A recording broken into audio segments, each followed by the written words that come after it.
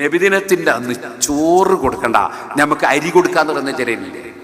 കേട്ടുനോക്കിയാൽ നല്ല ആശയല്ലേ? കാരണം ഓരോരുത്തരുടെ വീട്ടിൽ ആവശ്യമുള്ള വേണേ പത്തിരിയും ചൂടാലോ അരി കിട്ടിയാൽ അത് എവിടെ പാസ്സാക്കണമെന്നറിയോ?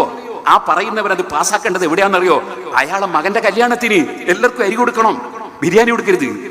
അതുപോലെ അവളെ മകളെ കല്യാണത്തിന് പുതിയ പുരണ്ടാക്കിയിട്ട് താമസിക്കുമ്പോൾ ചിലരൊക്കെ ഉണ്ടല്ലോ, നബിദിനം റസൂലുള്ളാഹി നബിദിനം കഴിച്ചിട്ട് ബിരിയാണി കൊടുത്തിട്ടുണ്ടോ എന്ന് ചോദിക്കുന്നവരുണ്ടല്ലോ. നിങ്ങൾ ഭയങ്കര മാളിക ഉണ്ടാക്കിയിട്ട് വീട് ഉദ്ഘാടനം ചെയ്യുമ്പോൾ ബിരിയാണി കൊടുത്തില്ലേ? അള്ളാഹിന്റെ റസൂൽ അങ്ങനെ വീട് ഉദ്ഘാടനത്തിന് ബിരിയാണി കൊടുത്തിരുന്നോ? അള്ളാഹുവിന്റെ റസൂൽ വീട് ഉദ്ഘാടനത്തിന് ബിരിയാണി കൊടുത്തിരുന്നോ? അന്ന് പന്തൽ കെട്ടിയിരുന്നോ? അന്ന് അത്തരത്തിലുള്ള എന്തെങ്കിലും പരിപാടി നടത്തിയിരുന്നോ? അവിടെ ഒന്നുമില്ലാത്തൊരു ചോദ്യം. നബി സല്ലല്ലാഹു അലൈഹി വസല്ലം ജനിച്ചതിൽ സന്തോഷിക്കുമ്പോൾ മാത്രം ആ ചോദ്യം എവിടുന്ന് വന്നു?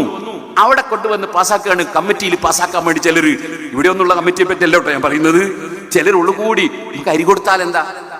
അതിന് നിന്റെ മകന്റെ കല്യാണത്തിന് അരി കൊടുക്കുക, എല്ലാവർക്കും അരി കൊടുക്കുക, നിന്റെ മകളെ കല്യാണത്തിന് അരി കൊടുക്കുക, നിന്റെ പുതിയ